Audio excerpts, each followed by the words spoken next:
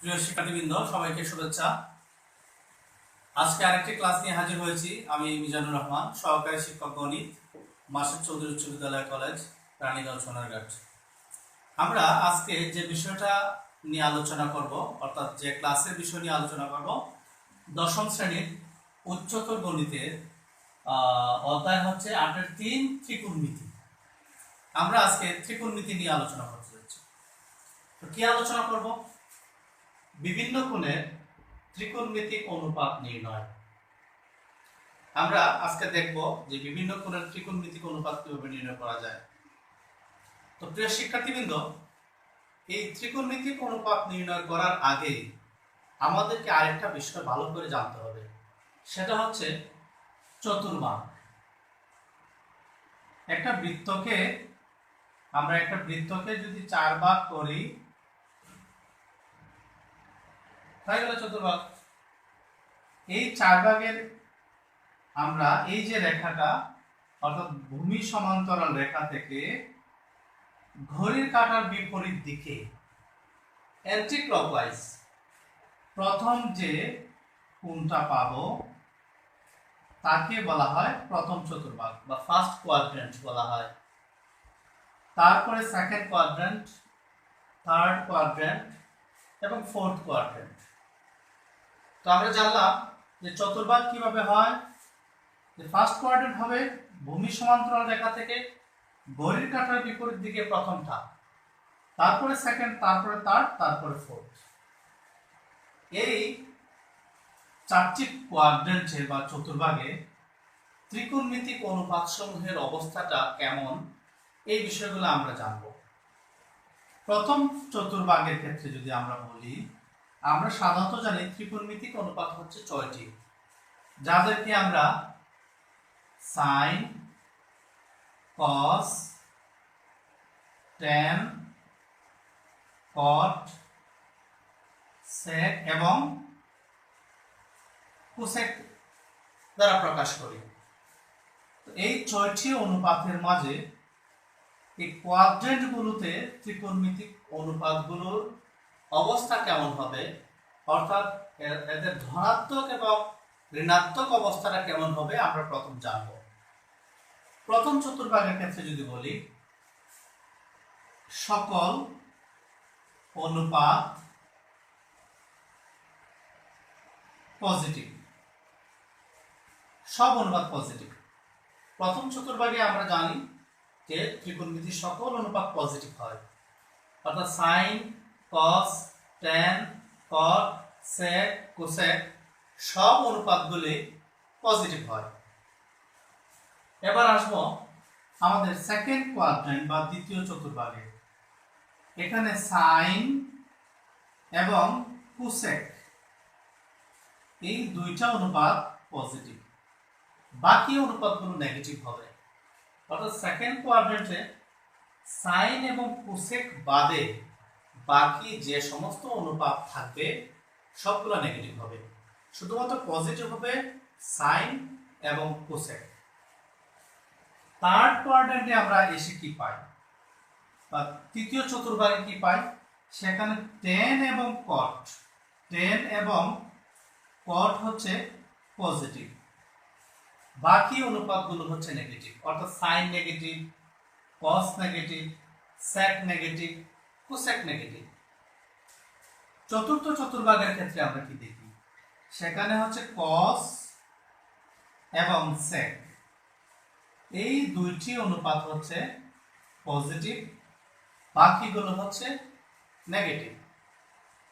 তো আমরা আবার যদি বলি যে প্রথম চতুর্ভাগে সকল অনুপাত ত্রিকোণমিতিক অনুপাত পজিটিভ, দ্বিতীয় চতুর্ভাগে সাইন এবং কোসেক পজিটিভ, বাকি সব অনুপাত হচ্ছে নেগেটিভ। তৃতীয় চতুর্ভাগে ট্যান এবং কট হচ্ছে পজিটিভ, বাকি সকল অনুপাত হচ্ছে নেগেটিভ। চতুর্থ চতুর্ভাগে কস এবং সেক হচ্ছে পজিটিভ, বাকি সমস্ত অনুপাত হচ্ছে নেগেটিভ। এবার আমরা আরেকটা বিষয় দেখতে চাই প্রিয় শিক্ষার্থীবৃন্দ, আমরা এই চতুর্ভাগে প্রত্যেকটা কোণের একটা রেঞ্জ আমরা দেখতে চাই। First quadrant, second, third, fourth. আমরা আবার লিখলাম যে প্রথম চতুর্ভাগ, দ্বিতীয় চতুর্ভাগ, তৃতীয়, চতুর্থ। প্রথম চতুর্ভাগের যে রেঞ্জ হচ্ছে 0 ডিগ্রি থেকে, আমরা যদি প্রত্যেকটাকে থিটা দ্বারা প্রকাশ করি, প্রত্যেকটাকে যদি আমরা থিটা দ্বারা প্রকাশ করি, প্রত্যেকটা কোণ যদি থিটা দ্বারা প্রকাশ করি, তাহলে আমরা 0 ডিগ্রি থেকে বড় অথবা সমান এবং 0 ডিগ্রি থেকে বড় 90 ডিগ্রি থেকে ছোট অথবা 90 ডিগ্রি সমান, এই প্রথম যে চতুর্ভাগটা হচ্ছে সেই চতুর্ভাগটা হচ্ছে 0 থেকে বড় হবে এবং 90 অথবা 90 থেকে ছোট হবে, 90 সমান হবে বা ছোট হবে। সেকেন্ড কোয়াড্রেন্ট হবে 90 থেকে বড় আর 180 ডিগ্রি সমান অথবা 180 ডিগ্রি থেকে ছোট। থার্ড কোয়াড্রেন্ট হবে 180 থেকে বড় 270 ডিগ্রি পর্যন্ত, অর্থাৎ 270 এর ছোট অথবা 270 ডিগ্রি সমান। ফোর্থ কোয়াড্রেন্টে হবে 270 থেকে বড় এবং 360 ডিগ্রি সমান অথবা 360 ডিগ্রির চেয়ে ছোট। তাহলে আমরা যে কোনো ত্রিকোণমিতির অনুপাতের মান যদি 90 ডিগ্রি অথবা 90 ডিগ্রির ভিতরে থাকে, তাহলে ধরে নেব সেই ত্রিকোণমিতিক অনুপাতটা প্রথম চতুর্ভাগে অবস্থিত। মনে করি আমরা যদি বলে যে sin 30 ডিগ্রি, তাহলে sin 30 ডিগ্রি কোন চতুর্ভাগে অবস্থিত? সেটা হচ্ছে প্রথম চতুর্ভাগে অবস্থিত। আমরা প্রত্যেকটাতে একটু ডিগ্রি দিয়ে দিই।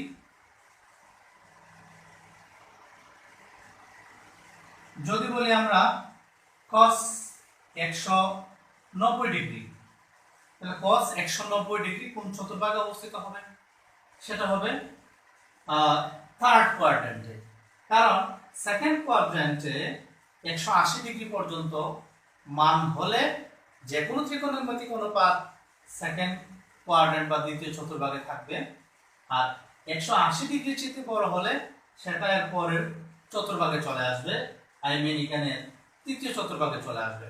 আমরা যদি বলি tan 60 ডিগ্রি, তো tan 60 ডিগ্রি কোন চতুর্ভাগে হবে? প্রথম চতুর্ভাগে হবে। যদি বলি sec 280 ডিগ্রি, sec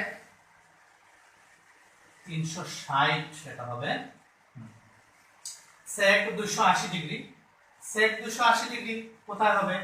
এই তৃতীয় চতুর্ভাগ 270 ডিগ্রি পর্যন্ত, এর পরে কোনো মান যদি পাওয়া যায় সেটা চলে যাবে চতুর্থ চতুর্ভাগে। তো এই ক্ষেত্রে আমরা পেলাম sec 280 ডিগ্রি, sec 280 ডিগ্রি চলে যাবে চতুর্থ চতুর্ভাগে। তো আমরা এইভাবে ত্রিকোণমিতিক অনুপাত সমূহের মান কোন চতুর্ভাগে হবে সেটা আমরা এভাবে নির্ণয় করতে পারি। তো প্রিয় শিক্ষার্থীরা, আমরা আরেকটা বিষয় আমরা জানি, আমরা এই ডিগ্রিকে আমরা রেডিয়ানে যদি প্রকাশ করি তাহলে কিভাবে হয় দেখি। আমরা 90 ডিগ্রি সমান লিখতে পারি π/2,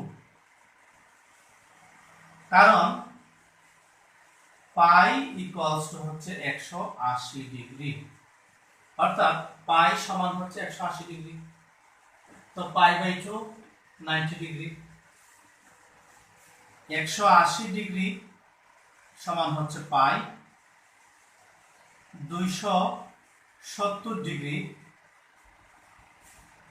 270 ডিগ্রিকে আমরা কি দ্বারা প্রকাশ করতে পারি? 3π/2, এবং 360 ডিগ্রিকে আমরা প্রকাশ করতে পারি 2π।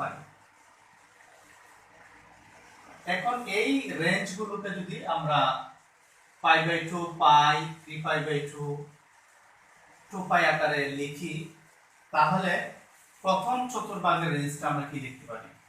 প্রথম চতুর্ভাগের রেঞ্জ লিখতে পারি 0 ডিগ্রি থেকে বড়, সেটা হবে π/2, π/2 থেকে বড় কি পর্যন্ত? পাই পর্যন্ত। আচ্ছা, পাই থেকে বড় 3π/2 এবং 3π/2 থেকে বড় সেটা হবে 2π পর্যন্ত। তো আমরা আরেকভাবে লিখতে পারি যে π/2 থেকে বড় পাই, থার্ড কোয়াড্রেন্ট হচ্ছে পাই থেকে বড় π/2 পর্যন্ত, বা এর চেয়ে ছোট যে মানগুলো থাকবে সবগুলা তৃতীয় চতুর্ভাগে হবে। 3π/2 থেকে বড় এবং 2π পর্যন্ত বা 2π এর সমান বা এর চেয়ে ছোট সমস্ত মানগুলো চতুর্থ চতুর্ভাগে হবে। তো এই ক্ষেত্রে আমরা যদি বলি যে sin π/4 কোন চতুর্ভাগে অবস্থিত, তো π/4 সমান আমরা কি লিখতে পারি? sin 180 ডিগ্রি ডিভাইডেড বাই 4 কত হবে? 45। sin 45 ডিগ্রি, 180 ডিগ্রি 45 ডিগ্রি, সেটা কোন চতুর্ভাগে হবে? প্রথম চতুর্ভাগে, অর্থাৎ sin π/4 প্রথম চতুর্ভাগে। এইভাবে আমরা ত্রিকোণমিতিক অনুপাতগুলো কোন চতুর্ভাগে অবস্থিত হবে আমরা নির্ণয় করতে পারি। তো প্রিয় শিক্ষার্থীবৃন্দ, আমরা যে কথাটা বলছিলাম যে বিভিন্ন ত্রিকোণমিতিক মান, অনুপাতের মানগুলো কোন চতুর্ভাগে হবে আমরা এভাবে নির্ণয় করতে পারি। তো তোমরা যে যেখানে আছো প্র্যাকটিস করবে, এখন তো স্কুল বন্ধ, প্রচুর প্র্যাকটিস করবে। আজকে এই পর্যন্তই, ধন্যবাদ সবাইকে।